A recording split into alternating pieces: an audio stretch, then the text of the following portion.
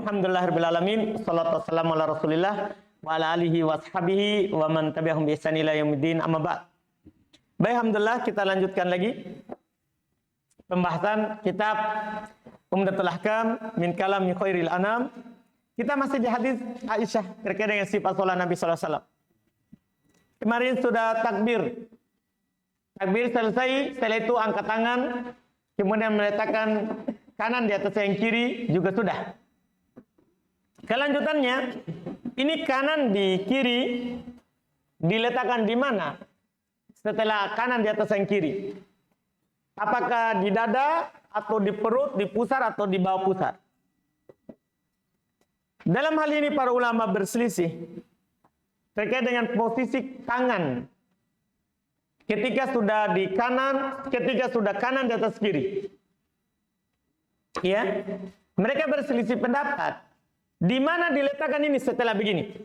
Atau setelah begini, atau setelah begini yang kemarin? 3. Kan boleh begini, begini, dan begini. Di mana posisinya? Di dada, atau di perut, atau di pusar, atau di bawah pusar? Berselisih pendapat para ulama rahimahumullah. Kalau Imam Syafi'i dan dalam mazhab Syafi'iyah, mereka mengatakan bahwa posisi tangan diletakkan di atas dada. Di atas dada. Atau di atasnya pusar. Jadi pusar di atasnya. Pusat. Atau di atas dada. Iya. Itu mereka katakan. Berdalil dengan hadits Halq at-Ta'i. Dia berkata, Ra'aitu Nabi sallallahu alaihi wasallam ladi'an yaminu ala shimalihi ala sadrihi fi shalah. Dia bilang, saya melihat Nabi sallallahu alaihi wasallam meletakkan kanan di atas kiri di atas dadanya dalam salat. Hadis ini riwayat Imam Ahmad. Tetapi hadis ini adalah hadis dhaif. Karena dalam sanadnya ada rawi yang bernama Qabisah Ibn Halb. Dia tidak ada yang meriwayatkan darinya kecuali Simak Ibn Harb, dan dia diselisih oleh rawi yang lain, yaitu Ibnu Bashar di antara yang menyelisikannya. Di antara yang menyelisihnya, dan Ibnu Bashar didukung oleh rawi-rawi yang lain. Makanya berkata Ibnul Madini, itu Ali Ibnul Madini, terkait dengan rawi yang bernama Qabisah Ibn Halb, dia adalah rawi yang majhul. Dia adalah rawi yang majhul. Jadi hadisnya dhaif. Yang mengatakan di atas dada. Yang mengatakan di atas dada. Demikian pula ada sebenarnya hadis yang lain juga. Ada hadis yang lain juga dari Wa'il ibn Hujr. Dalam riwayat Ibnu Khuzaimah dan juga Al-Baihaqi. Dan juga Al-Baihaqi. Dengan lafaz, katanya Wa'il bin Hujr bilang, "Sholaitu ma'a Rasulillah sallallahu alaihi wasallam." Saya pernah salat bersama Rasulullah sallallahu alaihi wasallam. Wa wadda'a yadahu al-yumna ala yadihi al-yusra.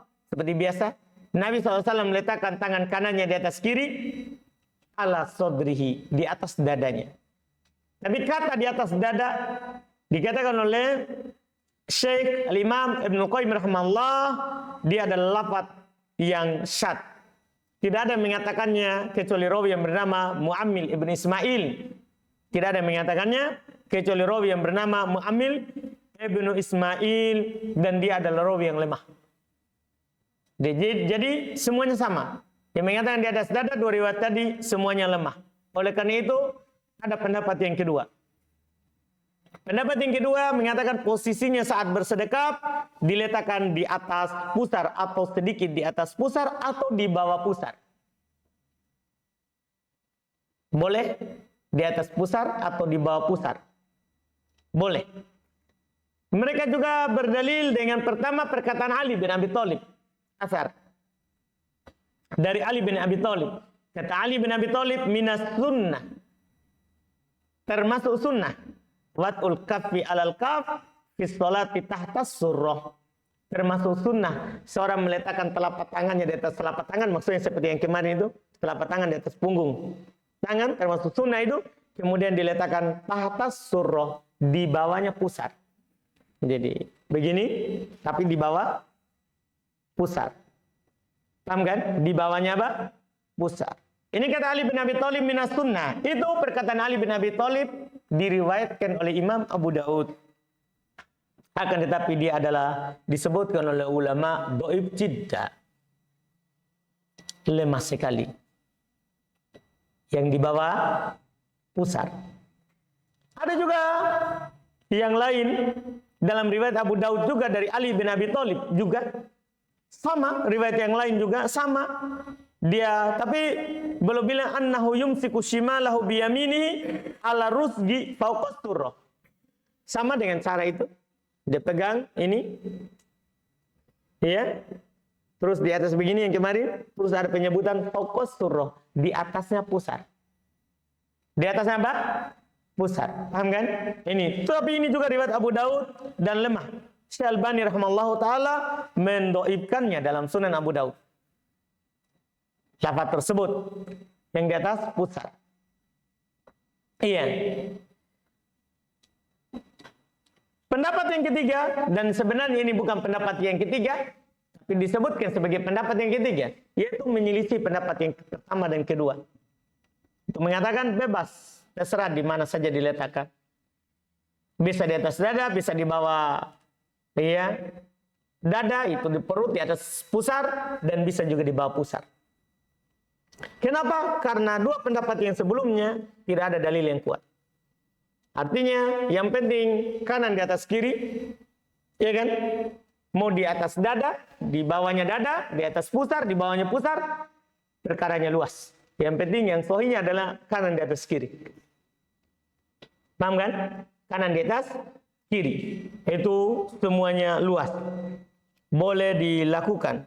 Pendapat ini yang dipilih oleh banyak dari para ulama, diantaranya Ibnul Mundir rahimahullahu taala. Yang penting jangan bertolak pinggang. Yang penting jangan bertolak pinggang. Tahu bertolak pinggang? Tolak begini, bertolak pinggang namanya ini. Apa namanya itu? Bertolak pinggang? Tongkat. Tongkat pinggang. Itu bahasa siapa itu? Maluku. Kalau bahasa Makassar? Enggak ada. Masa enggak ada? Enggak ada. Iya. Enggak ada betul ini bahasa Makassarnya. Orang gaya. Iya. Yang penting jangan begitu. Karena ada larangannya dalam hadis riwayat Imam Muslim rahimahullah. Bahkan juga riwayat Imam Al-Bukhari dari Abu Hurairah radhiyallahu taala anhu, kata beliau, nahan Nabi sallallahu alaihi wasallam ayyusalli ar-rajulu mukhtasira. Rasulullah sallallahu alaihi wasallam melarang seorang salat dalam keadaan dia bertolak pinggang.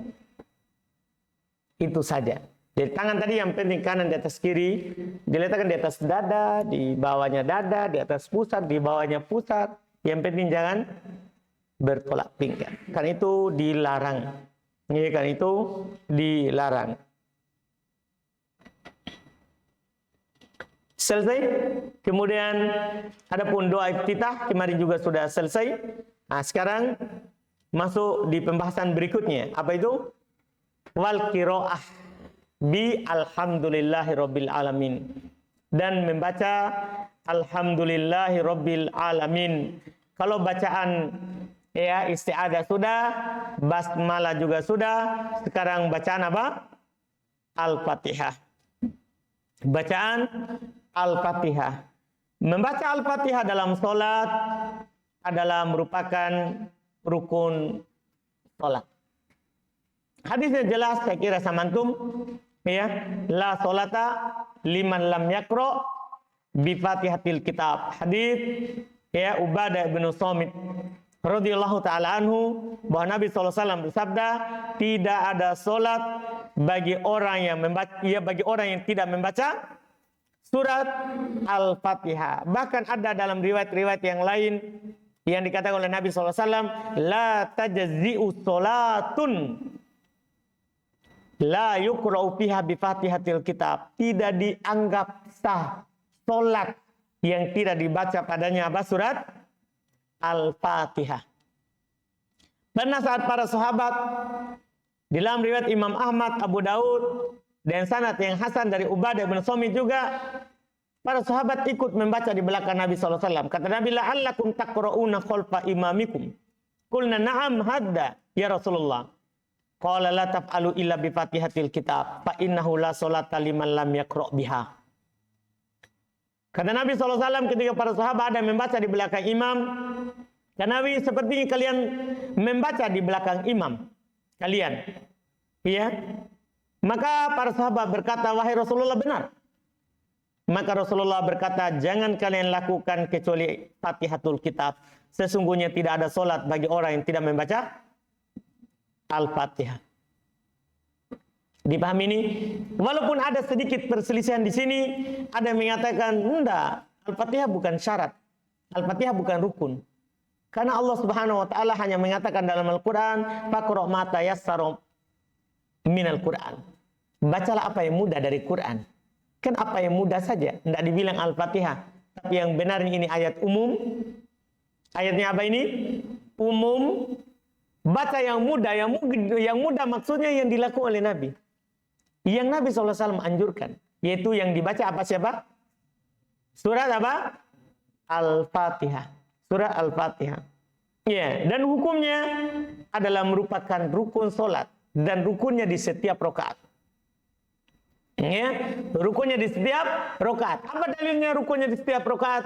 Karena kemarin hadis Nabi SAW, di hadis orang yang salah solatnya. Ketika Nabi ajarkan termasuk bacaannya, Al-Fatihah, apa Nabi katakan? Summa fa'al-dzalika fi sholatika kulli. Lakukan hal itu dalam solatmu semuanya. Maksudnya dalam, ini kan rakaat pertama yang diajarkan. Rakaat kedua juga, rakaat ketiga, rakaat keempat. Sama hukumnya. Ya, hal tersebut terkait dengan surat Al-Fatihah. Bagi makmum gimana? Kalau bagi orang sholat sendiri, bagi imam, dan bagi sholat Syria juga, semuanya sama, wajib semuanya. Kalau makmum gimana? Pada sholat yang dijaharkan padanya. Nah, sebagian ulama mengatakan bahwa ya, dinukil ini adalah merupakan pendapat ya dari Imam At-Tauri yang dulu, dan juga ini merupakan madhab Abu Hanifah. Madhab dari Abu Hanifah. Bahwasanya orang kalau sholat sebagai makmum tidak perlu membaca, cukup imam membacaannya. Dia berdalil dengan hadis dari Rasulullah SAW yang diriwayatkan oleh Imam Ahmad, Ibnu Majah, Al-Baihaqi, Ad-Daruqutni. Katanya Rasulullah SAW bersabda, "Man kana lahu imam, fa qira'atuhu lahu qira'ah." Siapa yang punya imam, maka bacaan imam adalah cukup bagi makmum. Hadis ini, ya, seperti yang dikatakan tadi, dia adalah hadis yang dhaif. Siapa yang punya imam, maka bacaan imam adalah bacaan untuk makmum. Dia hadis yang dhaif. Dia adalah hadis yang dhaif. Kenapa didhaifkan? Karena di dalam sanadnya ada rawi yang bernama ya Abu Hanifah. Ya, rawi yang bernama Abu Hanifah, yaitu namanya Nu'man ibn Tsabit, yang berkunyah Abu Hanifah. Imam madhab yang berpendapat dengan itu, dia secara hadis dhaif sanadnya. Makanya banyak sekali ulama yang mendhaifkan hadis ini. Di antaranya didhaifkan oleh Al-Hakim. Didhaifkan juga oleh Ibnul Jauzi. Didhaifkan oleh Ibn Abdul Bar. Didhaifkan oleh Ibnu Taimiyah. Didhaifkan oleh Ibnu Katsir. Didhaifkan oleh Al-Imam Ad-Daruqutni. Didhaifkan oleh Al-Imam Ad-Dahabi. Didhaifkan oleh Ibnu Hajar. Didhaifkan oleh Ibnul Mundir. Didhaifkan oleh Imam An-Nawawi. Didhaifkan juga oleh Ibnu Qudamah. Didhaifkan juga oleh Ibnu Hazm. Didhaifkan oleh Ibnu Hazm. Ada 12 ulama madhab yang mendhaifkannya dari berbagai macam madhab. Dari berbagai macam madhab yang mendhaifkan hadisnya. Iya. Jadi dia bilang seperti itu. Pendapat yang kedua tidak umum. Makmum, imam, semuanya harus membaca apa? Al-Fatihah. Berdalil dengan dalil umum hadis sahih. Riwayat Bukhari Muslim. Ubadah bin Samit berkata, Rasulullah SAW bersabda, tidak ada solat bagi orang yang tidak membaca Al-Fatihah. Itu kan umum, siapa saja. Tidak ada solat baginya. Tidak ada salat baginya. Iya.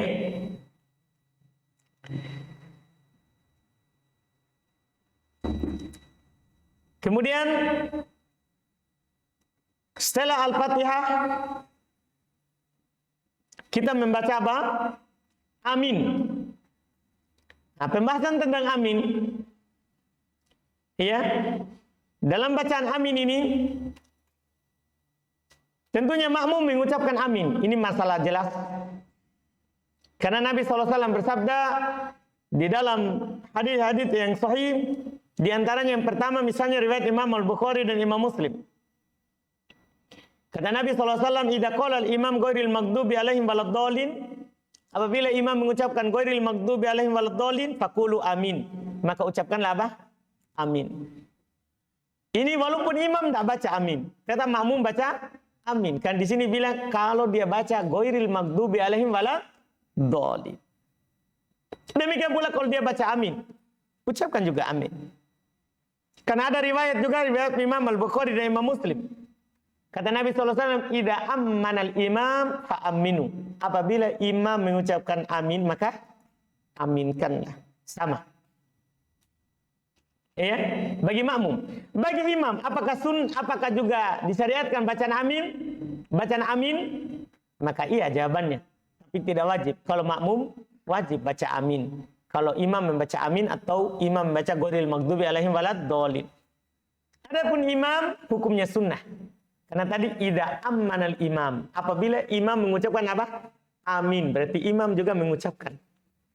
Berarti imam juga apa? Mengucapkan. Tapi hukumnya adalah apa tadi hukumnya bagi imam? Sunnah. Hukumnya bagi imam sunnah.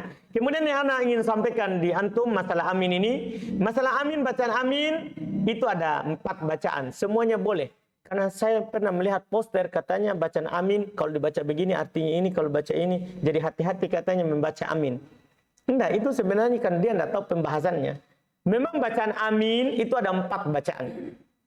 Dinukil oleh ulama madhab. Di antara menukilnya adalah Imam Nawawi rahimahullahu ta'ala. Dia ada 4 lafaz. Yang pertama, boleh dibaca dengan dipanjangkan hamzanya, kemudian mimnya diringankan, tidak ditasdid. Hamzanya panjang, mimnya tidak ditasdid. Dibaca amin. Panjang hamzanya. Amin. Mimnya tidak tasdid. Amin. Paham kan? Hanya panjang. Itu bacaan pertama. Itu yang biasa. Antum dengar di masyarakat itu. Mungkin karena banyak yang baca amin dianggap itu yang benar. Kalau baca yang lain tidak benar. Tidak, di buku madhab dibahas 4. Yang kedua, hamzanya pendek dan mimnya tidak ditasdid. Hamzanya pendek. Dibaca amin. Amin. Hamzanya apa? Pendek. Amin. Paham kan? Boleh. Ya, dan maknanya tetap sama. Kan ini logonya amin. Logonya amin itu ada 4. Logonya amin ada 4. Bahasanya. Seperti siwa. Siwa kan bisa dibaca siwa, suwa, stawa. Sudah paham kan? Kan ada sebagian kosakata dalam bahasa Arab punya logo. Ya, seperti ismun, boleh is, us. Boleh. Iya. Nah, ini sama ini. Ini bahasa yang kedua. Bahasa yang ketiga. Bahasa yang ketiga boleh dipanjangkan hamzanya. Mimnya diringankan, tidak ditasdid. Tapi kata mereka diimalah. Suara mimnya. Yaitu digabung antara kasroh dan fathah. Di tengah-tengahnya. Seperti yang pertama, tapi bedanya yang ketiga ini diimalah. Dibaca. Amin. Suaranya mimnya itu antara fathah dan kasroh. Tidak fathah, tidak juga kasroh. Gabungan. Amin. Antum paham ini? Kan imalah boleh di Quran. Bahkan ada logonya Quran diriwayatkan baca imalah. Yang paling banyak kan orang banyak wadduhe walaili idza saje, itu imalah namanya. Itu dibaca apa? Imala. Ini juga begitu, boleh diimala. Amin. Iya, itu yang ketiga. Yang keempat, boleh dibaca hamzanya dipanjangkan dan mimnya ditasdid. Amin.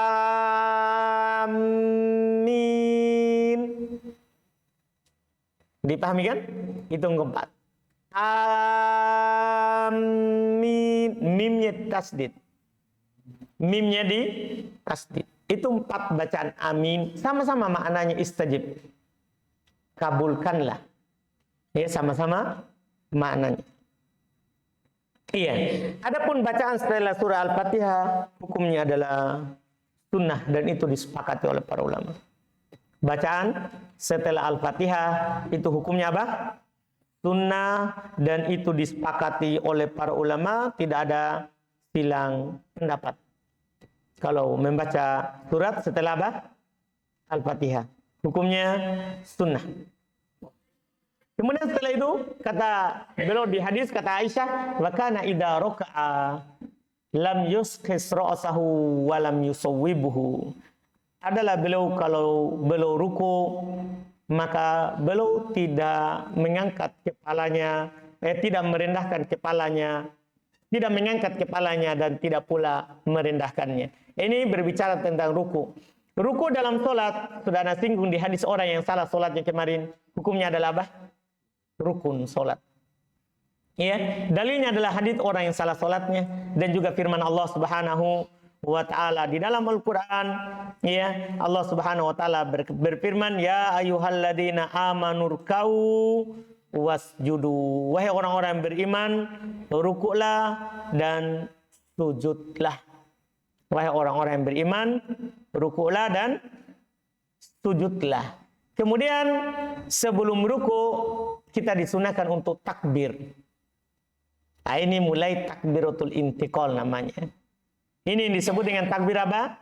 Takbiratul intiqal, takbir perpindahan dari satu gerakan ke gerakan yang lain. Jadi kita dari atas kan berdiri. Meruku, Allahu Akbar. Itu namanya takbiratul intiqal. Ruku sendiri, rukunya itu rukun solat. Tidak ada solat bagi orang yang tidak ruku. Dalilnya hadis orang yang salah solatnya. Yang Anda sampaikan kemarin. Iya. Dan juga dalilnya Al-Quran. Allah perintahkan kita untuk ruku dan sujud. Iya. Nah, di ruku itu ada namanya takbir. Kita baca Allahu Akbar. Allahu Akbar. Ini yang disebut dengan takbir al-intiqal. Bahasa kitanya takbir perpindahan. Apa hukumnya ini takbir? Takbir perpindahan. Para ulama berselisih pendapat terkait dengan hukumnya. Ada yang mengatakan takbir perpindahan ini hukumnya adalah wajib. Artinya berdosa kalau orang tidak takbir. Cuma sholatnya sah kalau dia lupa. Lalai darinya. Kan namanya wajib, bukan rukun. Beda itu rukun sama wajib, sama sunnah. Jadi ada rukun, tidak sah kalau tidak ada. Ada wajib, sah tapi berdosa. Ada sunnah, sah tidak berdosa kalau dia tinggalkan. Paham kan? Ini takbiratul intiqal ini ada mengatakan adalah wajib. Dalil mereka tidak ada sebenarnya perintah dari Nabi untuk takbiratul intiqal. Dalil mereka adalah hadis yang umum. Sallu kama ra'aitumuni usalli. Salatlah sebagaimana kalian melihat saya salat. Paham kan? Itu dalil mereka. Yang berpendapat seperti ini adalah Imam Ahmad rahimahullah, demikian pula Daud dan Ibnu Hazm ad-Dohiri yang mengatakan apa? Wajib. Sementara mayoritas ulama mereka berpendapat, ya mayoritas ulama maksudnya dari kalangan madhab, mereka berpendapat hukumnya takbiratul intiqal adalah sunnah, tidak wajib. Tidak wajib. Kenapa? Karena tidak ada perintah dari Rasulullah yang memerintahkan takbiratul intiqal. Kan Nabi cuma memerintahkan orang yang salah sholatnya di mana? Di takbir yang mana? Pertama. Terus tidak ada juga dinukil di yang lain. Bahkan Nabi cuma contohkan. Di setiap kali berpindah beliau apa? Bertakbir. Dinukil dari perbuatan. Dari mana perbuatan Nabi SAW? Banyak sekali. Di antaranya hadis Bukhari Muslim. Dari Abu Hurairah radhiyallahu taala anhu, Abu Hurairah katakan, "Kana Rasulullah sallallahu alaihi wasallam idza qama ila sholati yukabbir hina yakum." Adalah Rasulullah sallallahu alaihi wasallam kalau berdiri salat maka beliau bertakbir ketika berdiri. Tsumma yakabbir hina yarka, kemudian bertakbir ketika ruku sampai seterusnya. Disebutkan semuanya bertakbir. Paham kan? Ini kan penukilan apa? Perbuatan. Yang namanya perbuatan Nabi sallallahu alaihi wasallam itu hukumnya apa? Sunnah. Dan ini adalah tentunya pendapat yang kuatnya, pendapat mayoritas. Yang mengatakan apa? Sunnah. Nah, dari sini nanti berkembang masalah, ya kalau kita masbuk, mendapati imam sedang ruku atau sedang sujud. Apa kita takbir? Tergantung. Kalau takbiratul ihram harus takbiratul ihram dulu. Allahu Akbar. Setelah itu, kita mau ikut imam. Apakah takbir lagi? Ya, kalau antum berpendapat wajib, antum akan bilang apa? Wajib bertakbir. Pendapat Imam Ahmad, pendapat mayoritas sunnah, maka antum akan bilang apa? Sunnah. Artinya kalau antum langsung ikut, tidak ada masalah. Karena Nabi katakan, wa ma adraktum fasallu. Apa yang kalian dapatkan maka langsung sholat. Takbiratul ihram langsung ikut. Ya kan? Kan tidak disebutkan takbir langsung ikut lagi makmum. Dipahami ini kan? Tapi sunnah antum bertakbir. Sunnah antum bertakbir. Karena antum berpindah dari berdiri ini ke mana? Ke ikut imam. Jelas kan? Itu cabangnya dari situ pembahasannya. Cabang pembahasannya dari situ. Ini hukum takbiratul ihram. Kemudian adapun cara ruku, sifat daripada ruku, maka pertama tentunya ketika kita ruku, kita meletakkan kedua tangan kita di atas lutut. Bukan di atas paha, bukan pula di bawahnya lutut, tapi di lutut. Tapi di mana? Di lutut. Karena kalau di paha pasti kepala kita nanti tinggi, kalau di bawahnya lutut pasti kepala kita lebih rendah. Tapi diletakkan tangan itu kemana? Pas di lutut, supaya pas. Antum bisa paham ini? Coba kita coba, Satria. Antum tuh sebentar Yasrib. Di paha, ruku di paha, pasti begitu. Kalau di paha, di bawah lutut. Nah, pasti ke bawah. Pas di lutut. Nah, kan kita dilurus. Nah, kalau pas di lutut, pasti lurus itu. Kan nanti kan disunahkan untuk lurus punggungnya dengan kepalanya. Nah, kalau kita ikut Nabi SAW, pas di lutut, pasti lurus. Tidak perlu kita intip. Lurus enggak? Paham kan? Tidak perlu. Itu sudah pasti otomatis apa? Lurus. Karena sikunya di situ. Paham kan? Antar tangan dan lutut. Itu pas di situ. Paham kan? Ada hadisnya dari Nabi SAW. Hadis riwayat Imam Ibn Khuzaimah dari Abu Humaid radhiyallahu taala anhu, beliau berkata, kana Rasulullah sallallahu alaihi wasallam idza qama ila sholati i'tadala qa'ima. Adalah Rasulullah sallallahu alaihi wasallam apabila beliau berdiri salat maka beliau berdiri lurus.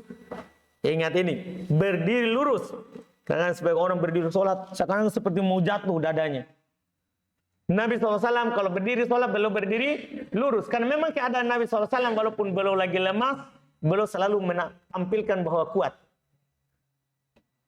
Kuat. Bahkan ketika beliau umroh pertama, kata orang musyrikin, kalian akan melihat mereka orang-orang lemah karena ditimpa oleh wabah Madinah. Tapi Nabi SAW malah lari saat tawaf 2-3 putaran pertama. Untuk apa itu? Dia mau tampakkan bahwa kami bukan orang lemah. Memang itu, jangan menjadi orang pandai jauh, kodong, kasihannya. Iya. Apalagi berdiri sholat, lihat. Nabi SAW apabila berdiri sholat, maka adalah lurus qa'ima dalam keadaan berdiri. Berdiri apa? Lurus dalam keadaan berdiri. Qal beliau berkata, Allahu Akbar. Wa raka'a tsumma atadala. Kemudian beliau ruku dan beliau i'tidal juga dalam ruku. Lurus juga. Walam yasubba ra'sahu walam yuqni. Beliau tidak merendahkan kepalanya dan tidak pula meninggikan ke atas. Wa wada'a yadayhi ala rukbatayhi. Dan Nabi SAW ini yang poin kita. Nabi meletakkan kedua tangannya di atas kedua lututnya. Maksudnya kanan di atas kanan, kiri di atas kiri, bukan disilang. Iya.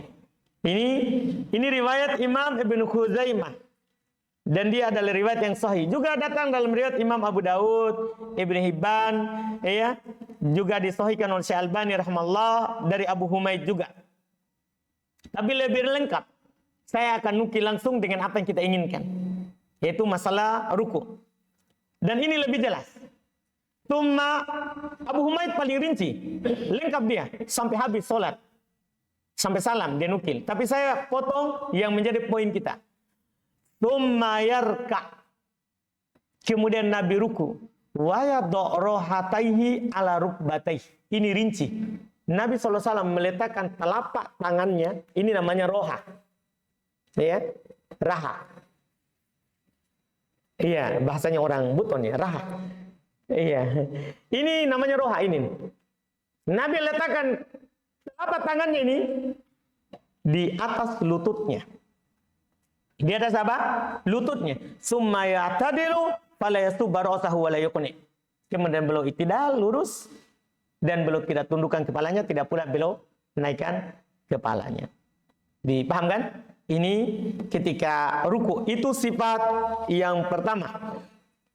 Ada lafaz lain terkait dengan punggung tadi. Ana bilang tadi punggung disunahkan juga untuk diluruskan. Kenapa ana bilang begitu? Karena ada pasangannya yang lain. Ya, yaitu hadits yang diriwayatkan oleh Imam Abu Daud, disahihkan oleh Syekh Albani rahimahullah dalam Sunan Abu Daud. Kata Nabi SAW, wa idza raka'ta fadha' rahataik ala rukbataik. Kalau kamu ruku, letakkanlah kedua telapak tanganmu di atas kedua lututmu. Wamdud dhahrak. Luruskan punggungmu. Dan itu otomatis tadi. Kalau antum letakkan, itu pasti lurus. Sebagian orang katanya ditekuk lutut. Ditekuk. Kan kalau ditekuk, coba. Satria, enggak di kamera nih. Mau di kamera? Oh, enggak. Lututnya atau siku? Coba ditekuk sikunya. Ditekuk. Iya. Nanti kadang menunduk. Kasih lurus saja. Iya. Itu kan pas. Lihat pas punggungnya. Jadi wamdud dhahrak. Luruskan punggungmu. Dan itu sudah ketemu memang. Kalau kita letakkan telapak tangan di lutut, itu otomatis ketemu langsung. Tanda mungkin tidak nyambung. Ini semuanya ini karena Allah Subhanahu wa taala tahu semuanya ukurannya. Kalau kita letakkan di situ, maka pasti sudah lurus punggungnya. Punggungnya. Paham kan? Jelas ini kan? Ini kata Nabi sallallahu alaihi wasallam. Dan meletakkan tangan di atas lutut hukumnya wajib. Karena ada perintahnya, bukan sunnah. Meletakkan tangan di atas lutut hukumnya wajib. Mana hadisnya tadi? Tadha' rohataik ala rukbataik. Letakkan kedua tanganmu di atas kedua lututmu. Diperintahkan. Demikian pula dalam hadis bahkan riwayat Imam Al-Bukhari dan Imam Muslim, iya, dari Sa'ad ibn Abi Waqqas radhiyallahu ta'ala anhu, kata beliau, umirna an nadha aidina ala rukab. Kami diperintahkan untuk meletakkan tangan kami di atas lutut. Diperintahkan. Berarti hukumnya apa? Wajib. Jadi bukan sunnah.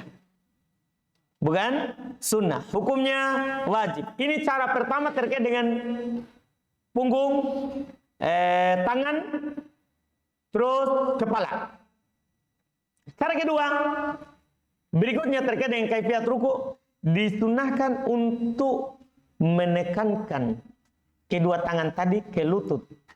Jadi memang bukan hanya sekedar diletakkan, tapi ditekan lutut itu dengan kedua tangan. Coba, ya, gimana itu? Insya Allah antum dapat pahala. Ditekankan. Jadi bukan hanya sekedar apa? Diletakkan. Tapi ditekankan. Dipahami ini kan? Nah, karena kalau antum tidak tekan, coba bengkok lututnya ke depan. Ini. Itu masalahnya. Antum seperti apa itu? Nah, saya nggak mau bilang seperti apa dia tadi. Paham kan? Jelas kan? Itu masalah. Itu masalah. Makanya kata Nabi SAW, ada dalilnya, riwayat Imam Al-Bukhari. Riwayat Imam Al-Bukhari. Itu yang disunnahkan tadi. Katanya dari sahabat Abu Humaid. Wa idza raka'a amkana yadayhi min rukbatayhi, tsumma hasara dhahrahu. Nabi SAW jika ruku, maka beliau menempatkan kedua tangannya pada lututnya dan meluruskannya dengan lafaz amkana. Amkana itu dia kokohkan tangannya kepada kedua lututnya dan beliau luruskan punggungnya. Dan otomatis itu saya bilang tadi, kalau antum kokohkan tangannya pasti punggungnya apa? Lurus. Demikian pula riwayat itu riwayat Bukhari. Dalam riwayat ya Abu Daud juga sama seperti itu, Ini sunnah di dalam ruku dan kewajibannya. Ini cara rukunya. Kemudian setelah itu ya kita baca bacaan ruku. Ya, itu terkait dengan kaifiat gerakannya. Ya. Dan membaca bacaan ruku berselisih juga para ulama terkait dengan hukumnya. Kenapa mereka berselisih? Tidak ada dalam hadits orang yang salah sholatnya. Kan cuma gerakannya yang disuruh. Kemudian kamu ruku, kemudian kamu bangkit. Ada nggak disuruh baca? Tidak ada. Yang jelas berarti bukan rukun. Otomatis. Mereka perselisihannya ke antara wajib dan sunnah. Itu doa ruku. Antara wajib dan sunnah. Para ulama dalam hal ini mayoritas ulama mengatakan sunnah. Tidak wajib. Artinya, suatu saat antum lupa, sah sholatnya, tidak berdosa. Sah sholatnya tidak berdosa. Kalau antum lupa. Karena yang rukun adalah ruku. Adapun bacaannya sunnah. Ini pendapat mayoritas ulama, termasuk Imam Syafi'i, Imam Malik, dan selainnya. Kenapa? Tidak ada dalil perintah dari Nabi. Itu dalilnya. Tidak ada dalil perintah dari Nabi SAW. Sementara pendapat yang kedua, mereka bilang bacaannya hukumnya adalah wajib. Artinya berdosa kalau ditinggalkan, tapi sholatnya tetap sah. Mereka berdalil dengan beberapa dalil, diantaranya firman Allah Subhanahu wa taala, kan ada perintahnya, fasabbih bismi rabbikal azim. Maka bertasbihlah, ucapkanlah subhana bismi dengan nama Rabbmu al-azim, berarti subhana rabbiyal azim. Ketika turun ayat ini, Nabi SAW katakan fa'ammar ruku fa'addimu fihi rabb. Adapun ketika ruku, maka agungkan di dalamnya ar-rabb. Maksud ucapkan apa? Subhana rabbiyal azim. Dapat perintah. Ini adalah apa? Perintah. Hukum perintah tadi apa hukumnya? Wajib. Makanya pendapat yang kuat, wajib hukumnya. Wajib hukumnya. Tapi yang wajibnya apa? Yang baca Subhana Rabbil Azim. Tapi boleh diganti dengan bacaan yang lain. Dengan bacaan-bacaan ruku yang akan datang. Anda bisa paham ini? Walaupun diperselisihkan tadi, untuk keluar dari silang pendapat, ya antum baca saja. Mau antum bilang itu sunnah, atau bilang apa? Wajib, maka antum apa? Baca. Untuk keluar dari silang pendapat. Untuk keluar dari silang pendapat. Dia. Ada pendapat yang paling aneh, tidak disyariatkan. Doa ruku, doa sujud. Karena kita cuma diperintahkan untuk sujud, ruku. Tidak ada doanya. Ini pendapat Imam Malik. Tapi para ulama beri udzur, mungkin tidak sampai kepada beliau doa-doa ruku. Paham kan? Doa-doa ruku. Sebagian ini yang kedua dari beliau tidak katakan tidak disyariatkan. Yang beliau katakan tidak disyariatkan. Pertama doa iftitah, yang kedua ini. Tapi dibantah oleh para ulama dengan dalil-dalil yang banyak. Dan mereka kasih udzur, mungkin tidak sampai kepada beliau bacaannya. Anda paham kan? Masa Imam Malik tidak sampai? Ya bisa. Orang manusia tidak ada yang semuanya yang diberikan apa? Ilmu. Pasti ada yang dia tidak tahu. Pasti ada yang dia tidak tahu. Jelas kan?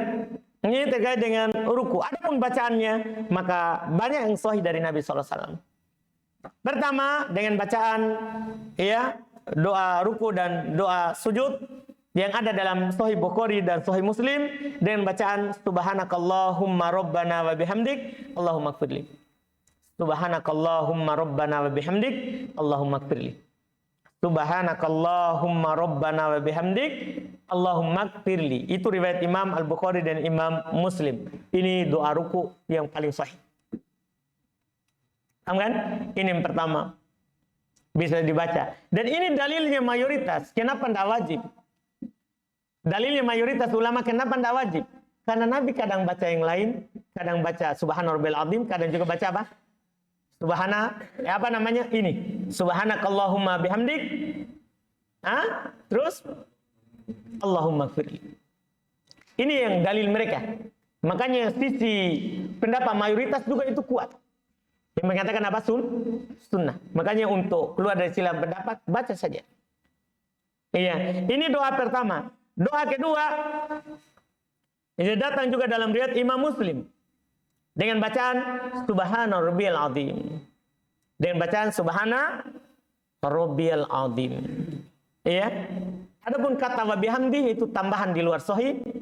Muslim, para ulama perselisihkan kata wa bihamdi. Syekh Albani hasankan.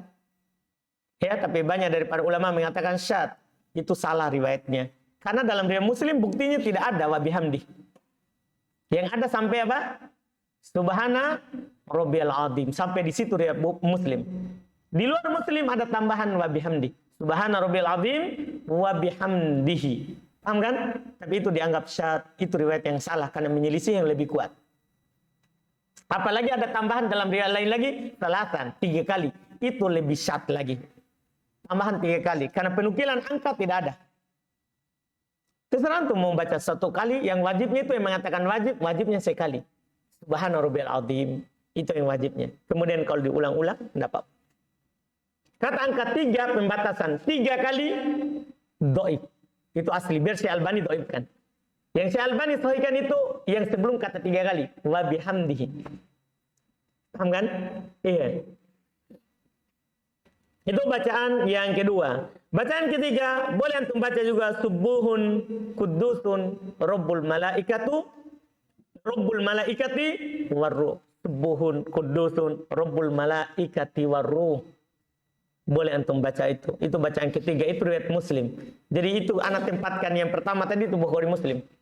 Subhanakallahumma bihamdik Allahumma firli. Subhanakallahumma bihamdik Allahumma firli. Subhanakallahumma bihamdik Allahumma firli. Itu Bukhari Muslim. Disepakati oleh Bukhari dan Muslim. Selain itu riwayat Muslim. Tadi Subhana Rabbil Azim riwayat Muslim. Terus subuhun kudusun Rabbul malaikati waruh itu riwayat apa?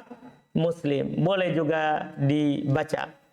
Yang keempat, boleh juga antum baca, tapi ini juga riwayat Imam Muslim dengan bacaan ya Subhanaka wa bihamdika la ilaha illa anta. Lebih pendek lagi. Subhanaka wa bihamdika la ilaha illa anta. Subhanaka wa bihamdika la ilaha illa anta. Subhanaka wa bihamdika la ilaha illa anta. Subhanaka wa bihamdika la ilaha illa anta. Itu juga riwayat Imam Muslim. Itu yang ke berapa itu? 4. Yang kelima, ya, juga riwayat Imam Muslim. Karena keunggulannya Sahih Muslim beda dengan Sahih Bukhari. Kalau Sahih Bukhari cuma sebutkan 1 dalam setiap judul bab, setiap judulnya, judul permasalahannya. Imam Muslim keunggulannya dia sebutkan semuanya yang ada.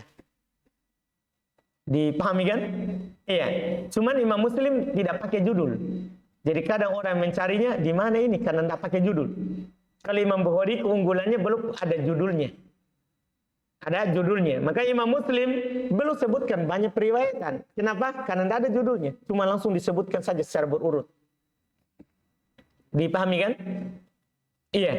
Nah, ini diantaranya juga riwayat Imam Muslim yang boleh juga dibaca katanya adalah bacaan Allahumma laka raka'tu wa bika amantu walaka aslamtu khosya'alaka sam'i wa basari wa mukhi wa azmi wa asabi. Lumayan panjang. Alhamdulillah. Iya. Boleh dibaca juga. Boleh dibaca juga. Ini bacaan yang kelima. Bacaan yang keenam boleh juga antum katakan, yaitu ini juga riwayat Imam Nasai daripada Muslim. Ya. Nabi SAW baca dalam rukunya, Subhana dil jabarut wal malakut wal kibriya wal azamah. Subhana dil jabarut wal malakut wal kibriya wal azamah. Ini riwayat Imam An-Nasai. Ya, ini beberapa bacaan, 6 bacaan ana nukil di buku sifat salat Nabi SAW. Ya, terkait dengan bacaan ruku. Terkait dengan bacaan ruku. Iya, boleh. Kalau siapa yang mampu kadang baca ini, kadang baca itu lebih sempurna dalam mengikuti sunnah. Kata Syekh Albani rahimahullahu ta'ala. Iya, lebih sempurna dalam mengikuti sunnah. Kemudian dalam ruku, tumakninah. Hukum tumakninah dalam ruku apa? Apa hukumnya? Rukun, karena disebutkan dalam hadis mana? Orang yang salah, sholatnya. Jadi harus antum tumakninah. Walaupun Abu Hanifah mengatakan bukan rukun, karena di dalam ayat hanya dibilang ya ayyuhalladzina amanu ruk'u wasjudu. Wahai orang beriman, ruku dan sujudlah. Tidak ada tumaninanya. Artinya yang penting sudah ruku bangkit lagi. Tidak ada masalah kalau pendapat Abu Hanifah, tapi tentunya dia dibantah dengan hadis Abu Hurairah terkait dengan orang yang salah salatnya, terkait dengan orang yang salah salatnya. Ruku, tumaninah, kemudian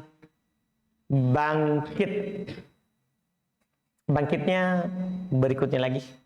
Jadi biarkan saja sekarang dia ruku dulu, nanti bangkit tekan depan. Nah, alhamdulillah.